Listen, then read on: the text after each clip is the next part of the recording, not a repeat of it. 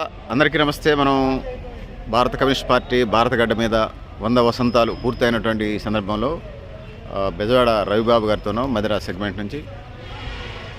మిత్రులారా, భారత communist party భారత గడ్డ మీద పుట్టి 100 సంవత్సరాల సందర్భంగా ఆనాటి నుంచి ఈనాటి వరకు ఎర్రజెండా నమ్ముకొని మరి ఉన్న శ్రామికులకు, కార్మికులకు, రైతులకు అందరికీ కూడా విప్లవ అభినందనలు తెలియజేస్తూ ఉన్నాం.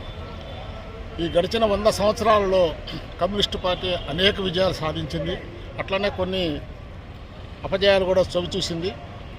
ముఖ్యంగా 1964లో పార్టీ విభజన తర్వాత కొద్ది కమ్యూనిస్టు పార్టీల యొక్క ప్రభావం ఈ దేశంలో కొద్ది తగ్గినా, ఏనాటికైనా శ్రామికుల పక్షాన, కార్మికుల పక్షాన, పేద వర్గాల పక్షాన పోరాడేది మాత్రం ఎర్రజెండా అనేది మాత్రం తప్పనిసరిగా గుర్తించాలా.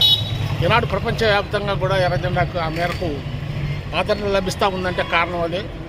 ప్రధానంగా సామ్రాజ్యవాద దేశమైన అమెరికాలోని న్యూయార్క్ సిటీలో కూడా వాళ్ళ ఎర్రజెండా ప్రాతినిధ్యం వహిస్తూ ఉందంటేనే వాళ్ళ ప్రజలందరూ కూడా ఎర్రజెండా వైపు చూస్తూ ఉన్నారు ప్రపంచవ్యాప్తంగా.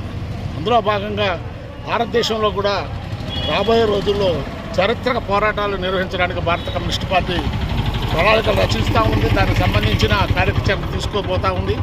కాబట్టి ఈ 100 సంవత్సరాల సందర్భంగా రేపు ఖమ్మంలో జరగబోయే జనవరి 18న జరగబోయే బ్రహ్మాండమైన బహిరంగ సభకి ప్రజలందరూ కూడా రావాలని చెప్పేసి మరొకసారి పిలుపునిస్తాను.